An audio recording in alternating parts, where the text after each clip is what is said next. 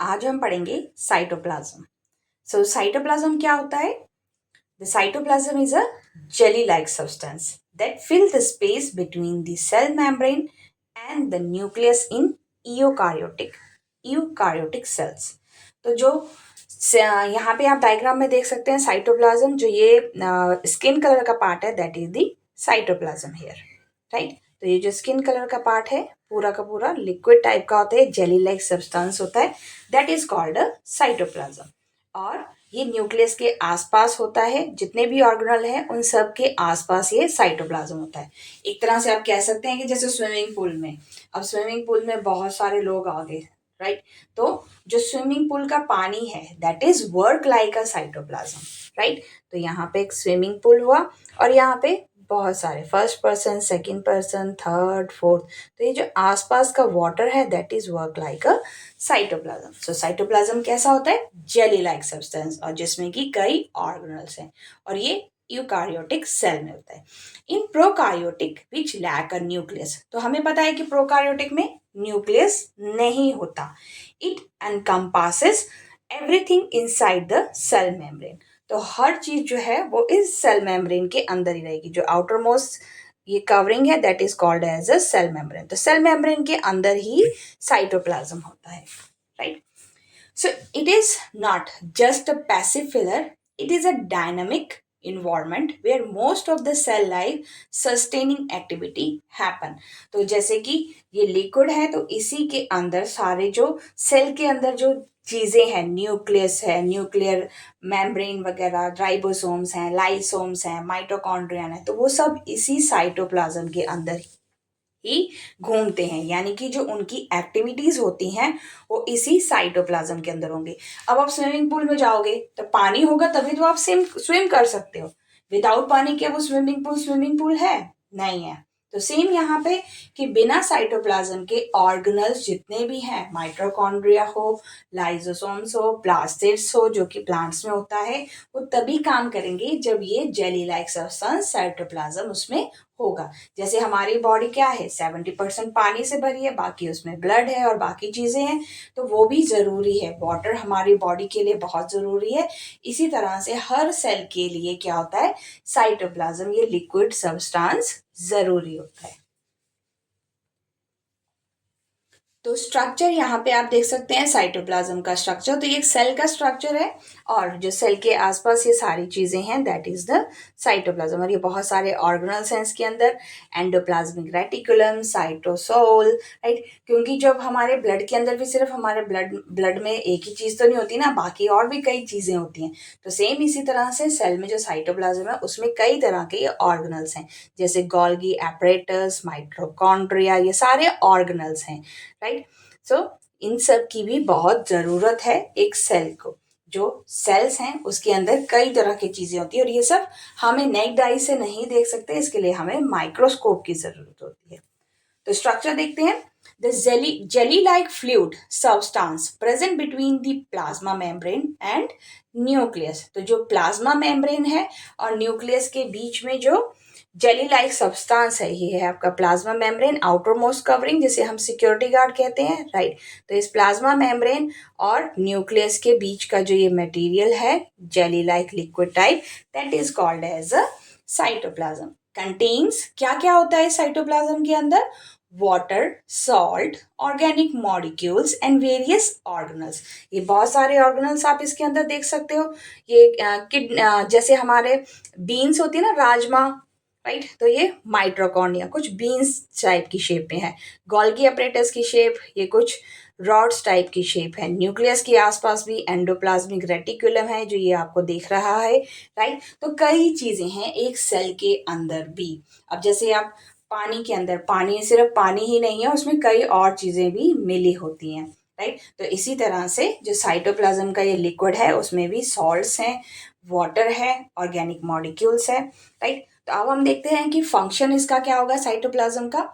Organelles, organelles कौन कौन से, जो यहाँ पे डिफरेंट ऑर्गन्स आपको इस डायग्राम में दिखाई दे रहे हैं, जैसे mitochondria, Golgi apparatus, ribosomes, endoplasmic reticulum float in the cytoplasm allowing them to function properly. तो साइटोप्लाज्म में ये सारे के सारे फ्लोट करते रहते हैं जिससे कि वो सारे ऑर्गेनल्स काम कर सकें। अब स्विमिंग पूल में पानी होगा तभी तो आप इधर से उधर स्विम कर सकते हो। विदाउट पानी स्विमिंग पूल क्या हुआ, राइट? ड्राई स्विमिंग पूल तो नहीं ना होता। तो स्विमिंग पूल में पानी होगा तभी आप उसके अंदर वाटर मूवमेंट्स, तभी आप उसके अंदर अपनी बॉडी की मूवमेंट कर सकते हो, राइट? तो जो स्विमिंग पूल का पानी है that is work as a cytoplasm.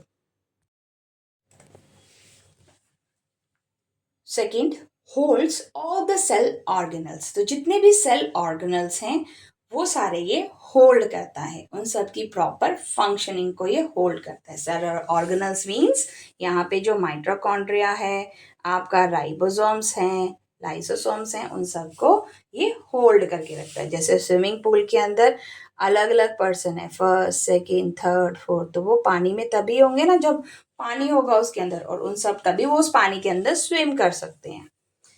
Act as a storehouse for essential compounds like amino acid, glucose, vitamins and ions, right? तो जो स्विमिंग पूल का पानी है तो उसमें भी पानी साफ होना चाहिए। ये तो नहीं है ना कि आप मडी वाटर के अंदर आप स्विम कर रहे हो, नहीं करोगे, वो पानी भी साफ होना चाहिए, राइट? प्रॉपरली ट्रीटेड होना चाहिए। गंदा पानी होगा तो क्या होगा, उससे दूसरे किसी पर्सन को इन्फेक्शन हो सकता है, राइट? तो इसी तरह से जो साइटोप्लाज्म है उसके अंदर भी डिफरेंट कंपाउंड्स होते हैं जो कि इन ऑर्गेनल्स के लिए बहुत जरूरी हैं। तो ये था फंक्शन साइटोप्लाज्म का। तो साइटोप्लाज्म को आप रिमेंबर कर सकते हो जस्ट लाइक अ स्विमिंग पूल, राइट? और उसके अंदर कई तरह के आपके कंपाउंड्स भी हैं और डिफरेंट ऑर्गेनल्स हैं। तो जो पर्सन है that is work like an organelles. Next, endoplasmic reticulum. So जिसे कि हम शॉर्टकट में कहते हैं ER। So endoplasmic reticulum is a network of membrane bound tube and sheets। जैसे कि अगर हम पीछे वाले डायग्राम में देखें तो यहाँ पे आप देख सकते हैं इस डायग्राम में एंडोप्लाज्मिक रेटिक्यूलम, ये ट्यूब्स दिख रही हैं आपको इस लोकेशन पे, these are called endoplasmic reticulum, जो कि न्यूक्लियस के आसपास होता है। अभी आगे हम डायग्राम से और क्लियर करेंगे। that connect nuclear membrane to various part of the cell। तो हमें पता है कि सेल में जो न्यूक्लियस का पार्ट है वो बहुत जरूरी है। जो न्यूक्लियस है that is work like a brain of the cell. जैसे हमारे ह्यूमन बीइंग के अंदर ब्रेन है ना, तो ब्रेन पूरे बॉडी को कंट्रोल करता है कि आज आपको यहाँ करना है, आपको क्या करना है, गर्म चीज है तो हाथ हटाना है, ये चीज ठंडी है, तो वो सब हमें न्यूक्लियस बताता है, राइट? तो नर्व सिस्टम है हमारी बॉडी का, ब्रेन नर्व सिस्टम से हमें सारे वो नर्व सिस्टम पूरी बॉडी में कनेक्ट हैं और जो कि हमारी इंफॉर्मेशंस को कन्वे करती हैं। So nuclear membrane to various part of the cell, it appear as a long tubes और राउंड ऑब्लॉन्ग बैग्स। तो ये लंबी लंबी ट्यूब्स की तरह होती हैं और कुछ राउंडेड शेप में भी होती हैं। देखेंगे हम कितने तरह की एंडोप्लाज्मिक रेटिक्यूलम है, रफ एंडोप्लाज्मिक रेटिक्यूलम और स्मूथ एंडोप्लाज्मिक रेटिक्यूलम। तो रफ के अंदर क्या होता है, जो ये ट्यूब्स बनी है वो कुछ इस तरह की रफ शेप होती है, राइट? स्मूथ के अंदर वो कुछ इस तरह की, तो इसीलिए इसे कहा जाता है स्मूथ, राइट? इसकी शेप जो है वो थोड़ी सी स्मूथ है और यहाँ पे जो इसकी शेप है वो इस तरह से curve shape, right? Tube shape की ही होंगी बट शेप जो है वो रफ है, प्रॉपर तरीके से नहीं है। देखते हैं आगे। तो यहाँ पे डायग्राम है एंडोप्लाज्मिक रेटिकुलम स्ट्रक्चर। तो यहाँ पे आप देख सकते हैं कि राइबोसोम्स, जो ये छोटे छोटे डॉट्स हैं, these are called ribosomes, right? Cisternal space, बीच में जो ये ट्यूब्स हैं इनके बीच में स्पेस होता है, that is called as a cisternal space. तो ये जो शेप्स हैं these are called rough endoplasmic reticulum, right? क्योंकि इसके बाहर राइबोसोम्स है, तो जब छोटी शेप में देखेंगे तो आपको ये कुछ इस तरह से, प्रॉपर इनकी प्रॉपर शेप नहीं है, रफ है। देन स्मूथ एंडोप्लाज्मिक, तो ये जो नीचे वाला पार्ट है that is called as a smooth endoplasmic. ऊपर वाले पार्ट को क्या कहेंगे, rough, and this section is called smooth।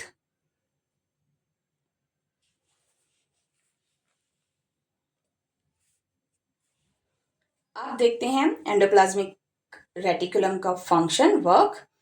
Endoplasmic reticulum is a network membrane bound tubes and sheet. तो यहाँ पे आप देख सकते हैं कि रफ एंडोप्लाज्मिक में ये ट्यूब की तरह दिख रही हैं that connect the nuclear membrane to various part of the cell. तो न्यूक्लियर मेम्ब्रेन सेल के बाकी पार्ट्स के साथ कनेक्ट करता है। It appear as a long tubes, ये लॉन्ग ट्यूब्स हैं यहाँ पे, राइट और राउंड और ऑब्लोंग बैग्स। तो एक तरह से ये राउंड शेप में ऑब्लोंग बैग्स की तरह लग रही हैं, राइट। तो ये है rough endoplasmic reticulum. So types of ER, rough has ribosomes attached on its surface, give it as a rough appearance। तो इसके ऊपर ये छोटे छोटे से डॉट्स हैं, these are called as a ribosomes। तो उस ribosomes की वजह से ये हमें रफ अपीयर होती हैं, रफ दिखाई देती हैं। और इनके अंदर क्या होता है, ये इसका काम क्या है, involve in protein synthesis and transport. तो ये एक तरह से ट्रांसपोर्ट का काम करती हैं, जो कि प्रोटीन और साथ ही साथ ये प्रोटीन को भी बनाती हैं, राइट। तो मेन काम रफ एंडोप्लाज्मिक का क्या है, ट्रांसपोर्ट सिस्टम की तरह, प्लस प्रोटीन को भी ये बनाती हैं।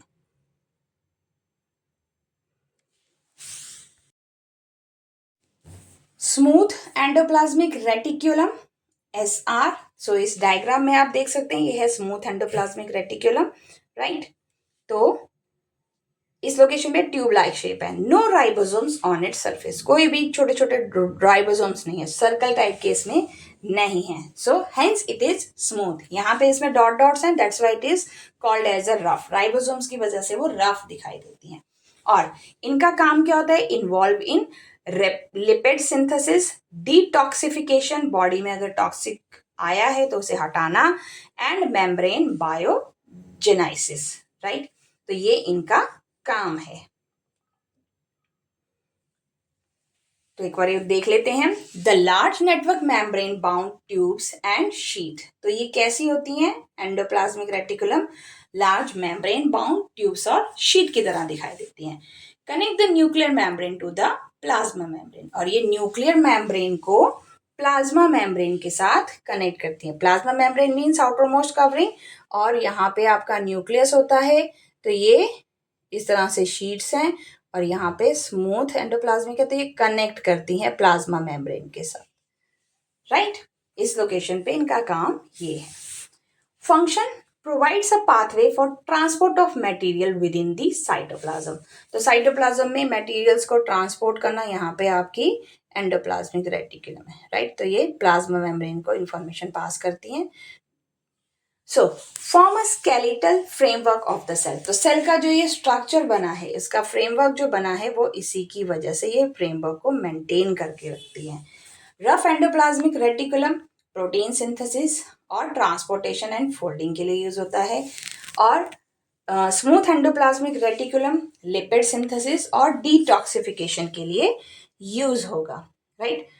सो ये काम कैसे करती है, it is act as a factory and highway inside the cell. तो यानी कि जो मेन चीजें हैं, प्रोटीन बनना, राइट, ट्रांसपोर्ट करना, वो सारा काम इनका है। तो ये वो काम करती हैं किस तरह से, एक हाईवे सिस्टम की तरह।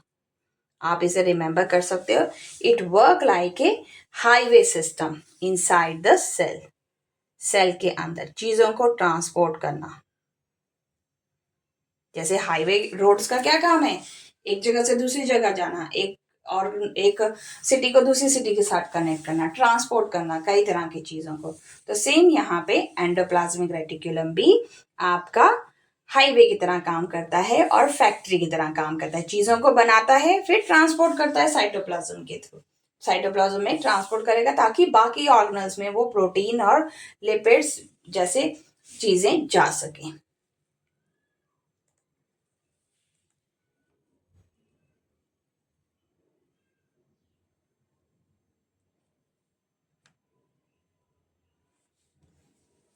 नेक्स्ट है गोल्गी एपरेटस, इसे कहते हैं गोल्गी कॉम्प्लेक्स और बॉडी। तो यहाँ पे आप इस डायग्राम में देख सकते हैं गोल्गी एपरेटस का स्ट्रक्चर कुछ इस तरह का है।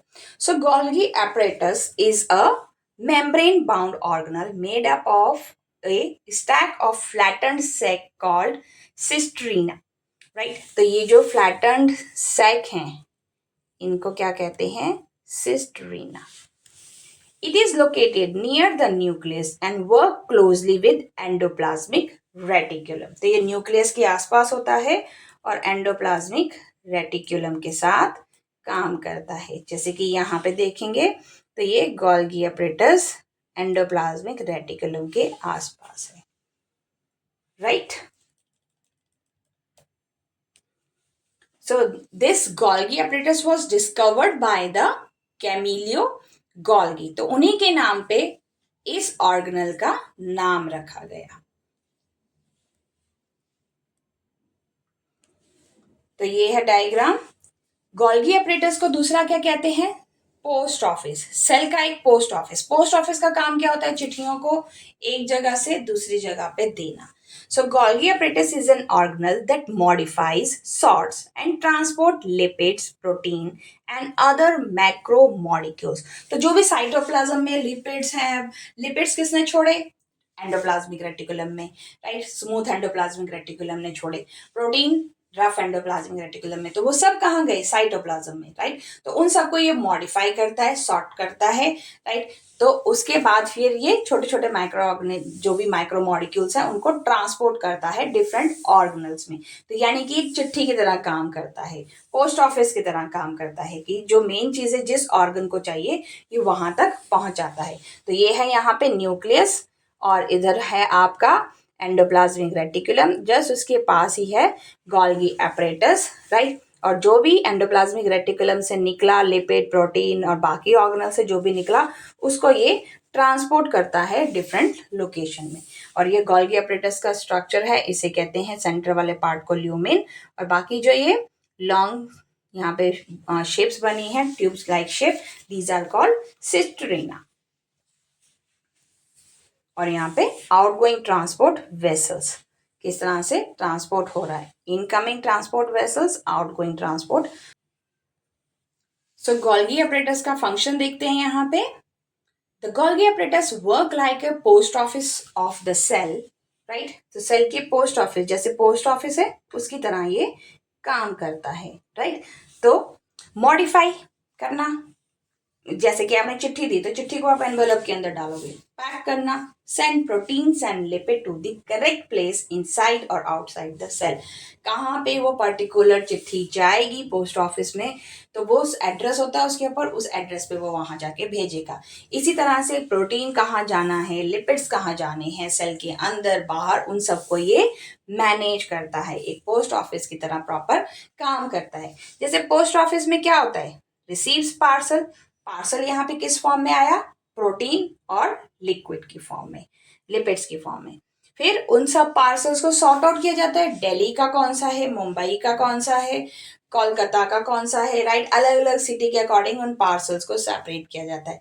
फिर उसके बाद deliver to the right address. Right. तो यहाँ पे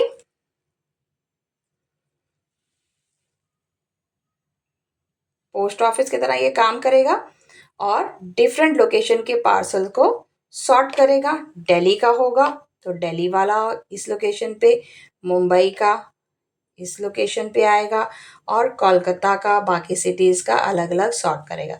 फिर उनके एड्रेसेस पे वो फिर वहाँ पे जाके डिलीवर करेगा. इसी तरह से बॉम्बे का होगा तो बॉम्बे के एड्रेसेस पे जाएगा, कोलकाता का होगा तो कोलकाता के एड्रेसेस पे. तो यहाँ पे ये तो हो गया पार्सल के फॉर्म में, मगर यहाँ पे क्या देता है? ये प्रोटीन्स और लिपिड्स को पर्टिकुलर सेल में जाके ट्रांसपोर्ट करेगा and involve in the formation of lysosomes. फिर उसके बाद लाइसोसोम्स बनते हैं. So complex sugar are made from simple sugar into Golgi apparatus. तो कॉम्प्लेक्स जो भी शुगर है उसको ये सिंपल शुगर में कन्वर्ट कर देता है. तो वो काम किसका है? गोल्गी अपरेटस का. तो यहाँ पे आपको ध्यान क्या रखना है कि ये पोस्ट ऑफिस में क्या होगा? जो भी पार्सल आएगा, पैकिंग वेकिंग सब पार्सल्स को लेगा. देन पार्सल्स को लेने के बाद उन्हें सॉर्ट करेगा उसके पर्टिकुलर वर्क के अकॉर्डिंग एंड देन ट्रांसपोर्ट करेगा पर्टिकुलर लोकेशन पे. देन नेक्स्ट देखते हैं lysosomes are often called as a suicide bag. इन्हें सुसाइड बैग ही कहा जाता है of the cell because they contain powerful enzymes that digest almost anything inside the cell when needed. तो ये एक तरह का सुसाइड बैग है, राइट, मरने वाली जगह, सुसाइड पॉइंट है जिसे हम कह सकते हैं। तो जो भी आपकी बॉडी के अंदर सेल अनयूज्ड हैं उसको ये खा जाएगा, यानी कि एक तरह से हाउस कीपर का काम भी ये कर रहा है। तो हाउस कीपिंग में जैसे आपके घर में डेली एवरी मॉर्निंग डस्टिंग होती है, क्लीनिंग होती है, राइट, तो उस क्लीनिंग के अंदर हम क्या करते हैं, अनवांटेड वेस्ट अपने घर से बाहर निकालते हैं, राइट। तो सेम यहाँ पे भी जो अनवांटेड सेल्स हैं, अनवांटेड थिंग्स हैं, उसको ये क्लीन करेगा, राइट, और सेल को प्रोटेक्ट करेगा। अगर कोई फॉरेन बॉडी आपकी सेल के अंदर आ गई है तो उसको ये वहां से हटाएगा। तो इसलिए इसे सुसाइड बैग भी कहा जाता है। सुसाइड बैग किसके लिए, जर्म्स के लिए, right. So lysosomes are tiny sac-like organelle found in cytoplasm of animal cell. तो ये एनिमल सेल में यहाँ पे ये सेल बना है, राइट, सेल का स्ट्रक्चर है, और इस लोकेशन पे ये रहा लाइजोसोम्स, इसका बड़ा स्ट्रक्चर, एक सैक लाइक स्ट्रक्चर है, बाउल लाइक स्ट्रक्चर है, राइट, और ये एक ऑर्गेनल है जो कि हमारे सेल में है। यहाँ पे माइटोकॉन्ड्रिया है। So they are surrounded by single membrane. तो इसके आसपास क्या है, एक सिंगल लेयर है, right, contain powerful digestive enzyme. बहुत पावरफुल डाइजेस्टिव एंजाइम इसके अंदर होते हैं, राइट। उन एंजाइम्स का काम क्या है, जो फॉरेन मटेरियल आ गया है, जो अनवांटेड चीजें आ गई हैं, उसको खत्म करना। So these enzymes are made up by the rough endoplasmic reticulum and processed in Golgi apparatus. तो ये लाइसोसोम्स कहाँ से बनते हैं, ये जो रफ एंडोप्लाज्मिक रेटिकुलम आपको दिख रहा है इधर से बनते हैं, और गोल्गी अपरेटस उस पर काम करता है, राइट, प्रोसेस करता है गोल्गी अपरेटस, और उसके बाद ये लाइसोसोम्स बनते हैं जो कि फॉरेन मटेरियल्स को खत्म करते हैं। तो यहाँ पे ये लाइसोसोम्स मेम्ब्रेन, सिंगल मेम्ब्रेन है, और एंजाइम्स हैं, प्रोटीन है, राइट। ये इसका 2D मॉडल है और ये 3D मॉडल है।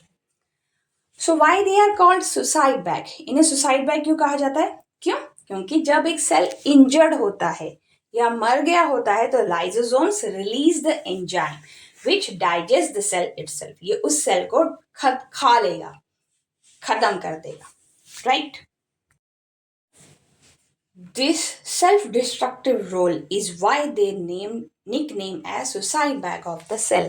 तो जो इसका डिस्ट्रक्टिव रोल है, दूसरे जो सेल डेड हो गए हैं उनको खाने की वजह से इसे सुसाइडल बैग भी कहा जाता है, या फिर आप इसे दूसरा नाम भी दे सकते हैं। नॉर्मल अगर हम डेली लाइफ का एग्जांपल लें तो डेली लाइफ के एग्जांपल में हम कह सकते हैं housekeeper,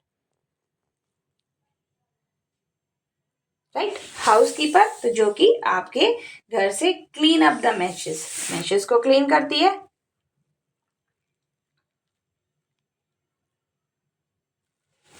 right, and protect the cell, और आपके घर को साफ सुथरा करती है, राइट। तो इसी तरह से ये हमारे बॉडी में जो डैमेज और डिस्ट्रक्टिव सेल्स हैं उससे हमें बचाती है, क्योंकि बॉडी में अगर टॉक्सिक्स जमा हो जाएंगे तो वो भी हमारी बॉडी के लिए हार्मफुल होते हैं, उससे बीमार पड़ जाते हैं। इसलिए कहा जाता है कि खाना हमेशा साफ सुथरा खाना चाहिए, स्पेशली जब आपका रेनी सीजन है उस टाइम पे बाहर का खाना नहीं खाना चाहिए, राइट। कई तरह के बैक्टीरिया, जर्म्स, आजकल बहुत ज़्यादा लोगों को स्वेटिंग आती है तो उसमें भी क्या होता है, बैक्टीरियाज होते हैं, और उससे दूसरा पर्सन भी अफेक्टेड हो सकता है। तो यहाँ पे लाइसोसोम्स का स्ट्रक्चर है small sac like organelle, single membrane होता है, और इसके अंदर क्या होते हैं, digestive enzyme. So function, digestive bag break down foreign material. तो जिसमें डाइजेस्टिव बैग है ये ब्रेक करता है फॉरेन मटेरियल्स को, राइट, जो बाहर से चीजें आ गई हैं उनको ये ब्रेक करेगा, तोड़ेगा टुकड़ों में। जैसे हम खाना खाते हैं तो कहते हैं ना कि खाने को आप बहुत ज्यादा चबाओ, च्यू करो, ताकि हमारी बॉडी उसे इजीली डाइजेस्ट कर सके। बाकी जो हमारी बॉडी के अंदर डिफरेंट टाइप के एसिड्स होते हैं, डाइजेस्टिव जूस होते हैं, वो उनको इजीली ब्रेक डाउन कर सके। तो इसीलिए दांतों से खाने को अच्छी तरह से चबाना चाहिए। Then clean up crew, remove worn out organelle. जो ऑर्गेनल खत्म हो गए हैं, मर गए हैं, उसको ये क्लीन कर देता है। अब जैसे कंप्यूटर में आपके पास रिसाइकल बिन होता है, डस्टबिन होता है ना, रिसाइकल बिन जिसे हम कहते हैं, तो उस डस्टबिन का काम क्या है, घर के अंदर से जो भी आपका डस्ट है उसको बाहर फेंकना। तो ये भी उस डस्ट को खत्म कर देता है, क्लीन कर देता है। दूसरा हम कह सकते हैं कि जैसे स्कैवेंजर्स होते हैं, क्रो हो गया, ईगल हो गई, तो ये डेड एनिमल्स को खाते हैं, राइट। डेड एनिमल्स को खाने से क्या होगा, हमारी धरती पे जो भी ये चीजें हैं, तो कैट मर गया या कुछ भी छोटे मोटे जानवर मरते हैं, उनको ये क्लीन करते हैं, अर्थ को क्लीन करने का काम करते हैं। अदरवाइज अर्थ को क्लीन करना इतना आसान नहीं है। आजकल तो वैसे भी बहुत ज्यादा प्लास्टिक यूज हो रहा है, राइट। बट फिर भी जैसे कोई डेड एनिमल है, रैट हो गया, कैट हो गए, उनको क्लीन करना भी जरूरी है। तो ये जो स्केवेंजर्स हैं, क्रो, ईगल, वल्चर्स, इनका बहुत इंपॉर्टेंट रोल होता है अर्थ के ऊपर से वेस्ट, ऐसे डेड एनिमल्स को रिमूव करना।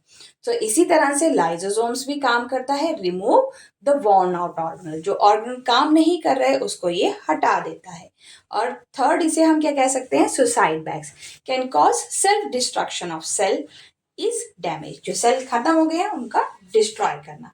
अब जैसे हमारे कंप्यूटर में भी देखेंगे आप, फाइल्स होती हैं, तो वो फाइल्स क्या होती है, कुछ टाइम के बाद वो अपने आप ही डिलीट हो जाती हैं। लॉन्ग टाइम तक अगर आप किसी फाइल को नहीं यूज कर रहे हो, तो कुछ फाइल जो रिसाइकल बिन में डली हुई हैं, वो वहां से ऑटोमेटिकली क्लीन हो जाती हैं। आफ्टर 3 मंथ 4 मंथ, जैसा भी आपने उसके अंदर सेटअप रखा है, उसके अकॉर्डिंग वो वहां से हट जाएंगी।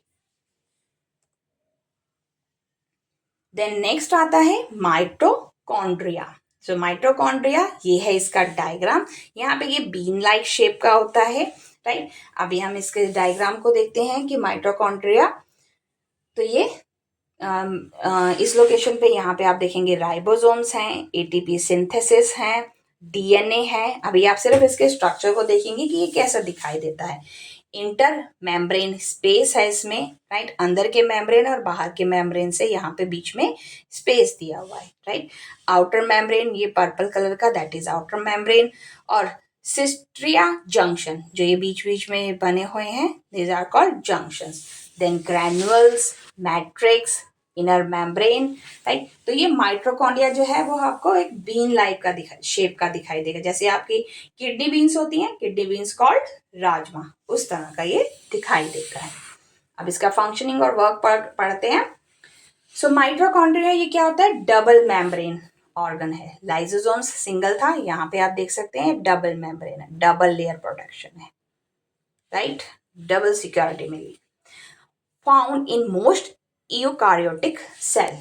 The outer membrane is smooth and porous. So outer membrane जो है इसका बड़ा ही स्मूथ है, right. Inner membrane is folded into structure like cystria. तो यहाँ पे देख सकते हैं inner membrane, इसके अंदर ऐसे folds हैं, राइट। तो ये इसे हम कहते हैं स्ट्रक्चर, जो fold structure, that is called as cristae, which increase surface area for energy production. तो ये जो बेंड शेप है उसकी वजह से वो एनर्जी प्रोडक्शन के सरफेस एरिया को बढ़ाते हैं। The space inside is filled with gel-like matrix contain enzymes, ribosomes, circular DNA.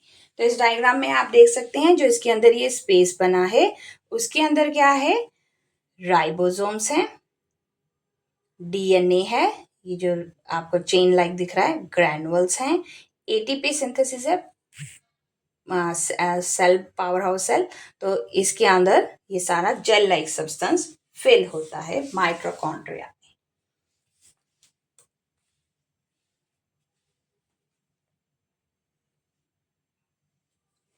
So why it is called as a power house. So mitochondria का दूसरा नाम क्या है, power house of the cell, right. जैसे हमारे घर में बिजली आती है तो उसके लिए पीछे पावर प्लांट्स लगे हैं ना, तो वहां से पूरी बिजली आ रही है। सो सेम इसी तरह से इसमें क्या है, power house of cell.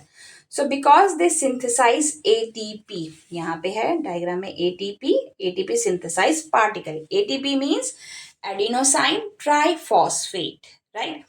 So the energy currency of the cell, cell में जो एनर्जी आ रही है वो एटीपी सिंथेसिस पार्टिकल्स की वजह से आ रही है, which powers all cellular activities. Cell के अंदर जितने भी एक्टिविटीज हो रही हैं उनको पावर करने का, उनको चार्ज करने का काम ये एटीपी सिंथेसिस करते हैं। जैसे हमारे फोन की बैटरी खत्म होती है तो आपको पता है ना, आप 10% बैटरी रह गई, उसके बाद आप क्या करते हो, उसे चार्जिंग पे लगाते हो, राइट। तब उसमें फिर पावर आती है, फिर वो काम करता है। तो that charger is work as a ATP, जो कि उसे पावर दे रहा है, एनर्जी दे रहा है। तो यहाँ पे ये जो एटीपी सिंथेसिस है ये पावर सप्लाई करता है। So function, powerhouse of the cell, generate energy in the form of ATP. ATP stands for adenosine triphosphate through cellular respiration. तो सेल के रेस्पिरेशन के लिए ये ATP बहुत जरूरी है, ये एनर्जी प्रोवाइड करता है. Site of oxidation, they use oxygen to break down carbohydrate and fats into carbon dioxide and water and release energy. तो जो ऑक्सीजन हमारे शरीर के अंदर आती है, सेल्स शरीर में फिर डिफरेंट डिफरेंट सेल्स में जाती है, तो वो इसे ब्रेक करता है. कार्बोहाइड्रेट को, कार्बन डाइऑक्साइड को भी ब्रेक करेगा, कार्बोहाइड्रेट, फैट्स, उसके बाद कार्बन डाइऑक्साइड और वाटर रिलीज होगा हमारी बॉडी से. Water release also in the form of a sweat और in the form of urine. और एनर्जी रिलीज मीन्स हीट, गर्मी निकलना. जब आप दौड़ते हो एनर्जी रिलीज होती है आपकी बॉडी से, राइट, गर्मी महसूस होती है. आप कुछ फिजिकल वर्क करते हो तब भी आपकी बॉडी में गर्मी रिलीज होती है. That is site of oxidation. Oxygen को ब्रेक करना, हमारे फूड मॉलिक्यूल्स को ब्रेक करना और उससे एनर्जी को बनाना. Semi autonomous, they have their own DNA. इसके अंदर क्या होता है, इसका खुद के डीएनए हैं and ribosomes, allowing them to produce their own protein. एक प्रोटीन कौन प्रोड्यूस कर रहा था, endoplasmic reticulum. Rough endoplasmic reticulum protein बना रहे थे, फिर वो गोल्गी एपरेटस से थ्रू बाकी सेल ऑर्गेनल्स में जाता था. दूसरा, माइटोकॉन्ड्रिया के पास अपना खुद का डीएनए है जिसकी वजह से ये प्रोटीन बनाते हैं.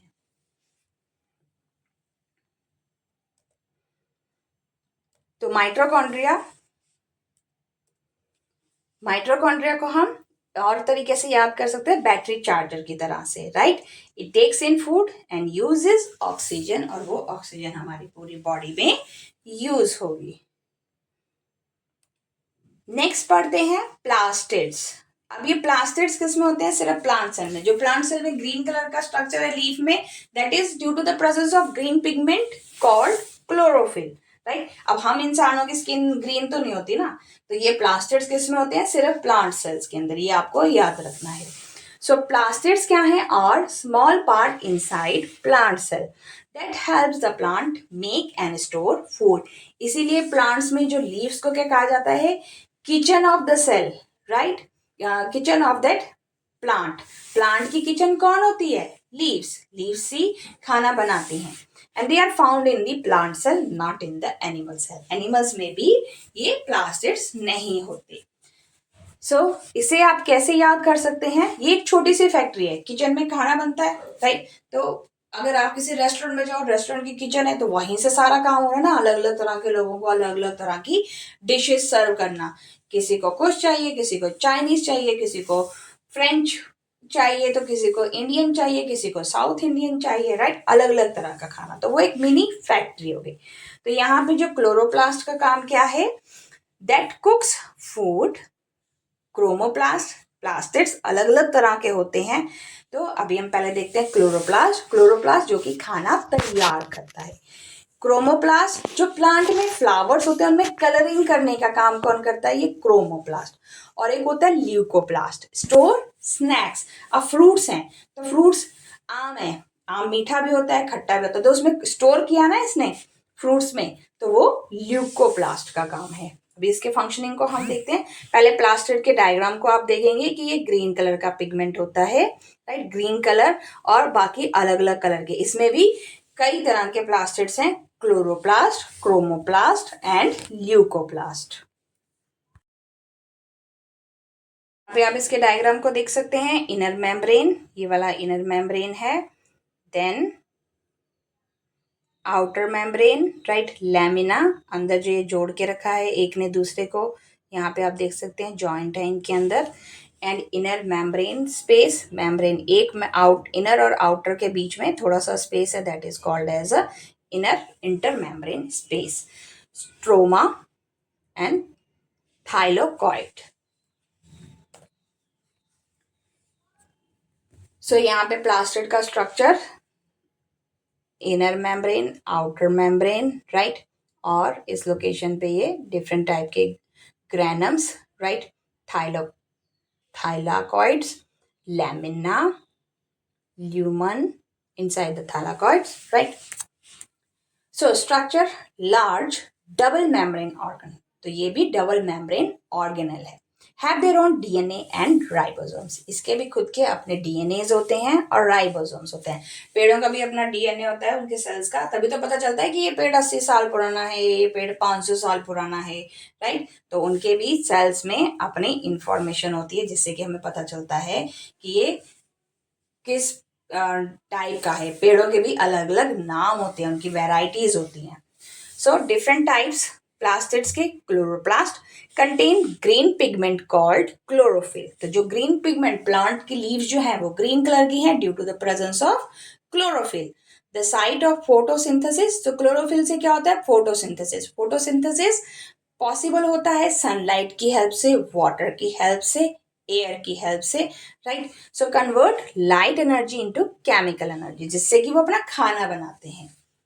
Contain flat sac-like thylakoids arranged in stack called grana। तो ये जो फ्लैट sac-like structures हैं इन्हें हम कहते हैं ग्राना, ये ग्राना, राइट। तो ये थाइलाकॉइड्स हैं और उसमें ये इस पूरे स्ट्रक्चर को क्या कहा? Grana. Chromoplast contain pigment other than green. Green के अलावा जो पिगमेंट्स प्लांट में हैं that is called as a chromoplast. Red, orange, yellow जो फ्लावर्स का कलर होता है, राइट, फ्रूट्स का कलर है। तो हर फ्रूट का अपना अलग अलग कलर है, राइट। पाइनएप्पल अलग कलर का है, एप्पल अलग कलर का है, ऑरेंज का कलर अलग है, राइट। तो उसे हम कहते हैं क्रोमाप्लास्ट, यानी कि पेंट का काम किया। अलग अलग वो फूलों के कलर भी आपने देखे, white, red, right, orange, pink, कई तरह के कलर्स हैं। तो वो कलरिंग का काम कौन देता है? क्रोमोप्लास्ट। ल्यूकोप्लास्ट कलरलेस प्लास्टिड्स हैं, इनका कोई कलर नहीं होता। Primary involve in storage of food material. अब आम के अंदर पल्प आया, ऑरेंज में उसका पल्प है, तो वो जो फ्रूट्स के अंदर जो मटेरियल डाला, food material, starch, oil, protein, granuals, वो सब ल्यूकोप्लास्ट की वजह से होता है। तो leucoplast is a colourless plastid. Next है vacuoles. So vacuole is a storage sac found inside cell. तो ये जो हमारा सेल है उसमें ये जो आपको दिखाई दे रहा है that is called as a vacuoles, right. It is filled with fluid, ये एक लिक्विड से भरा होता है and surrounded by a single membrane called tonoplast. तो इसमें आसपास ये सिंगल मेम्ब्रेन का होता है, राइट, सिंगल लेयर होती है जिसे हम कहते हैं tonoplast. In plant cell vacuoles are large and permanent. तो प्लांट सेल में ये वैक्यूल्स बड़े बड़े होते हैं, राइट, फ्लूइड ज्यादा स्टोर करके रखते हैं। एनिमल सेल्स में ये वैक्यूल्स स्मॉल होते हैं और टेम्परेरी भी होते हैं, ये हट भी जाते हैं, राइट। तो यहाँ पे मोस्टली ये प्लांट सेल में ही आपको मिलेगा ज्यादातर। So function of vacuole, storage का काम करता है, पानी को स्टोर करेगा, sugar, protein and waste material इस वैक्यूल में स्टोर रहेगा। तो ये tonoplast, outer most layer and cell sap, ये जो डायग्राम है that is the vacuole. Turgidity in plant cell, vacuole help maintain shapes by pushing against the cell wall। तो ये प्लांट के सेल की शेप्स को मेंटेन करके रखता है, राइट। तो सेल वॉल को दूर रखेगा जिससे कि उसकी शेप मेंटेन रहे। वेस्ट डिस्पोजल भी है, store waste so the cell stay clean. जो वेस्ट आ गया उसको ये हटाता है। Support provide rigidity and structure to the plant cell. Plant cell को ये स्ट्रक्चर प्रोवाइड करता है। और फूड डाइजेशन इन यूनिसेलुलर, जो सिंगल सेल के बने हैं organism like amoeba, vacuoles help in digesting the food. Vacuoles food को डाइजेस्ट करने में मदद करता है।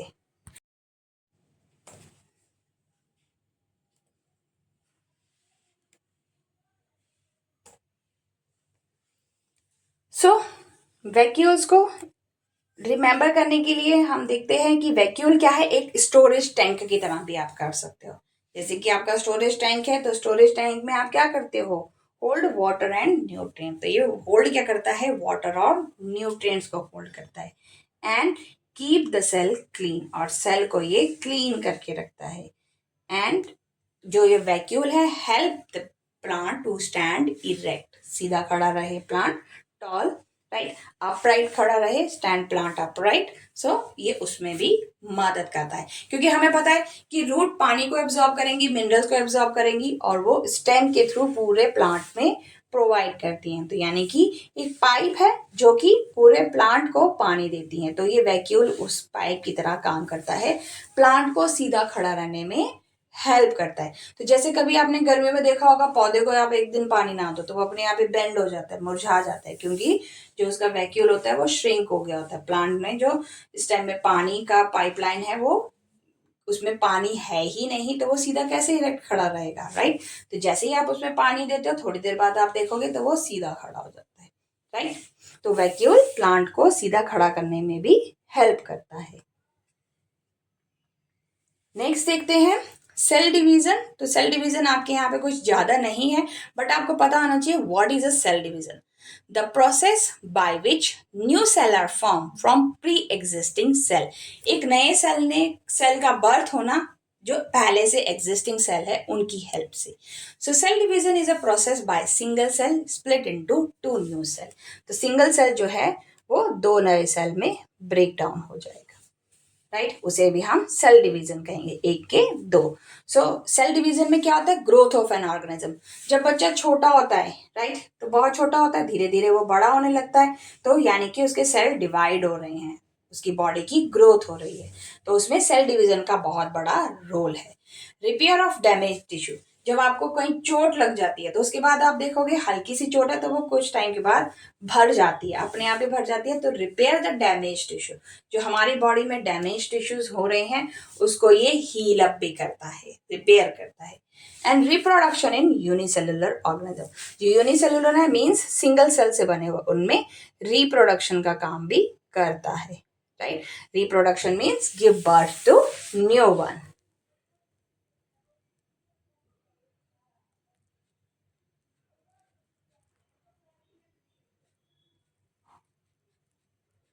तो उसमें भी ये सेल डिवीजन हेल्प करते हैं।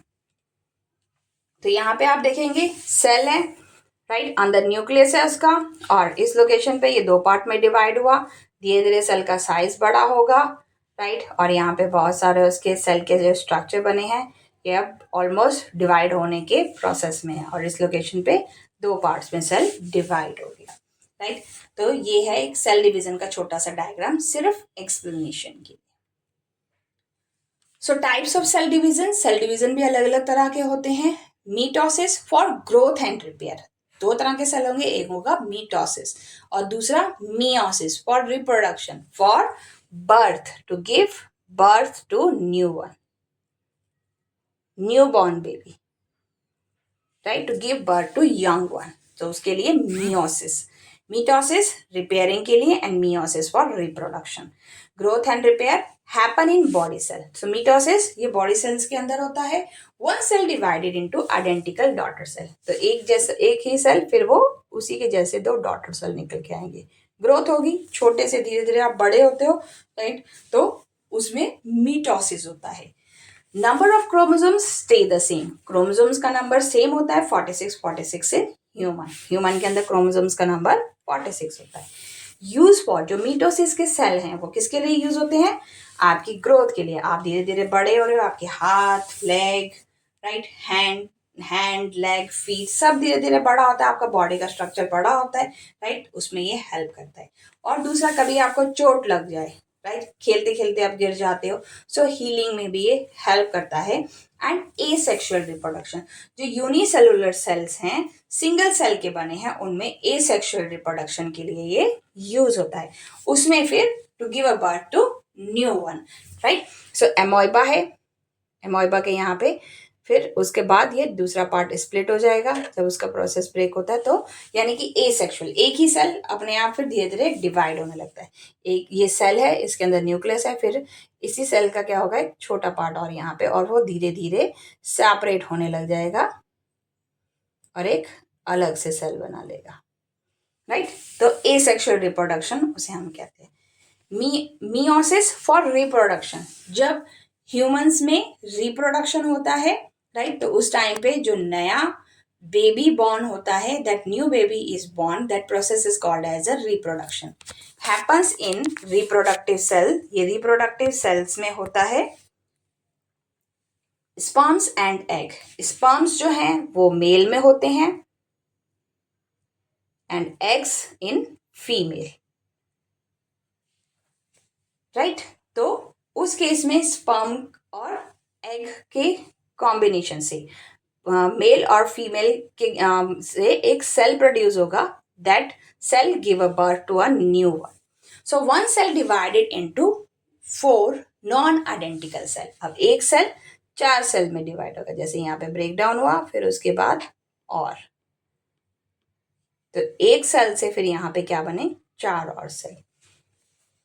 सो क्रोमोसोम्स नंबर्स इज हाफ, तो इसमें क्रोमोसोम्स नंबर हाफ होता है। जो न्यू बॉर्न बेबी का क्रोमोसोम नंबर होगा दैट इज जस्ट हाफ, 46 से 23, and use for sexual reproduction. Sexual reproduction means जहां पे मेल और फीमेल दोनों होते हैं, राइट। तो सेक्सुअल रिप्रोडक्शन में ये मियोसिस यूज होगा। सो मेल और फीमेल, मेल के अंदर होता है स्पर्म एंड फीमेल में होता है ओवम, राइट। स्पर्म और ओवम के कॉम्बिनेशन से फिर क्या बनेगा आपका, एक न्यू बॉर्न सेल बनेगा, then it give birth to a new one, right. So इसी तरह से जितने भी आपके कैट हैं, डॉग्स हैं, उन सब में भी मियोसिस होता है for reproduction, to give a birth to new born. तो अब हम देखते हैं summary. Cells are the fundamental unit of life. So cell जो है वो लाइफ की सबसे बड़ी यूनिट है, राइट। जो भी न्यू बॉर्न बेबी भी पैदा होता है, सबसे पहले क्या होता है, एक छोटे से सेल से ही वो बनता है, धीरे धीरे वो सेल ब्रेक डाउन होता है, बढ़ता है, right. All living organism are made up of cell. जितने भी लिविंग ऑर्गेनिज्म है, फिर चाहे वो प्लांट्स हो, एनिमल्स हो, ह्यूमन हो, that are made up of cells. In fact आपके जो इंसेक्ट्स वगैरह भी हैं वो भी सेल से ही बने हैं। सेल आर आइदर प्रोकार्योटिक, ये प्रोकार्योटिक होते हैं, और नो ट्रू न्यूक्लियस, और यूकार्योटिक ट्रू न्यूक्लियस, उनके अंदर न्यूक्लियस होता है। So key cell components are cell membrane. तो सेल में हमने देखा क्या होता है, outer most covering, security guard, plasma membrane. Cell wall किसमें होता है, वो प्लांट्स में होता है, राइट, एनिमल्स में नहीं होता। फिर न्यूक्लियस यानी कि मेन, जहां से पूरा थिंकिंग का काम होता है, ब्रेन। साइटोप्लाज्म लिक्विड, जिसे कि हम स्विमिंग पूल भी कह सकते हैं। स्विमिंग पूल में वह तभी आप स्विम करोगे ना जब पानी होगा, तो साइटोप्लाज्म यानी कि gel like thing. Endoplasmic reticulum, जो कि प्रोटीन को सिंथेसिस करता है, और ये न्यूक्लियस के आसपास होता है। इसमें भी 2 तरह के होते हैं, rough and smooth. Golgi apparatus, ये प्रोटीन को कहाँ से लेगा, एंडोप्लाज्मिक रेटिकुलम से, और फिर बाकी के ऑर्गेनल्स में देगा। देन आता है लाइजोसोम्स, राइट। तो लाइजोसोम्स के अंदर क्या होगा, हाँ, लाइजोसोम्स आपका क्लीनिंग का काम करता है। जो कि सेल डैमेज हो गए, सुसाइड बैग इसे कहा जाता है, डैमेज सेल्स को ये हटाता है आपकी बॉडी से, right. Then mitochondria, this is called as a power house of the cell. तो माइटोकॉन्ड्रिया को क्या कहा जाता है, power house of the cell. जैसे कि आपका फोन का चार्जिंग खत्म होगी, then you put it in a battery, battery में डालोगे तभी तो वो काम करेगा। So that is called a functioning of mitochondria. Plastids, ये प्लांट सेल का काम है, राइट। प्लांट्स में फ्रूट्स अलग अलग कलर के होते हैं, तो उसमें भी प्लास्टिड्स अलग अलग कलर के हैं, क्लोरोप्लास्ट, क्रोमोप्लास्ट, ल्यूकोप्लास्ट, राइट। तो प्लास्टिड लीफ का कलर ग्रीन है because of the colour presence of chlorophyll, right. तो प्लास्टिड प्लांट्स में होगा। और वैक्यूल्स, वैक्यूल जो है एनिमल सेल्स में छोटे होते हैं, बट प्लांट सेल्स में बड़े होते हैं, क्योंकि प्लांट के सेल्स की शेप को मेंटेन करने के लिए और प्लांट को सीधा खड़ा करने में वैक्यूल्स का बहुत बड़ा रोल होता है। तो यानी कि प्लांट के स्ट्रक्चर को मेंटेन करने के लिए वैक्यूल्स का ज्यादा बड़ा रोल है। So each organelle perform specific function, हर ऑर्गेनल का अपना खुद का एक अलग फंक्शन है। Vital function of the cell, survival, सबसे इंपॉर्टेंट फंक्शन है कि सेल किस तरह से सर्वाइव करते हैं। और लास्ट में हमने पढ़ा कि सेल डिवीजन बहुत जरूरी है, 2 तरह का होता है, मीटोसिस एंड मियोसिस, राइट। ग्रोथ और रिपेयर के लिए यूज होता है मीटोसिस, और रिप्रोडक्शन के लिए वो भी एसेक्सुअल रिप्रोडक्शन में, जिसमें कि सिंगल पेरेंट होता है, उसके लिए मीटोसिस ही यूज होता है। बट सेक्सुअल के अंदर क्या होगा, जहां पे मेल और फीमेल हैं उसमें मियोसिस, सेल डिवीजन होगी।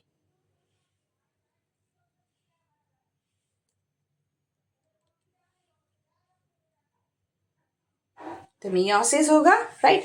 तो ये था हमारा सेल डिवीजन का प्रोसेस, ग्रोथ, रिपेयर और रिप्रोडक्शन। ग्रोथ रिपेयर के लिए मिटोसिस एंड रिप्रोडक्शन के लिए मियोसिस इन एनिमल सेल्स, और एसेक्सुअल के केस में, यूनिसेलुलर के केस में भी मिटोसिस ही रिप्रोडक्शन में यूज होता है। तो ये आपको ध्यान रखना है। अब अगर आपको कोई डाउट है तो आप कमेंट सेक्शन में लिख सकते हैं, कि कोई डाउट है, आपकी कोई क्वेरी है तो आप कमेंट सेक्शन में लिख सकते हैं। अगर आपको ये वीडियो अच्छी लगी है तो please like, share and subscribe. Thank you.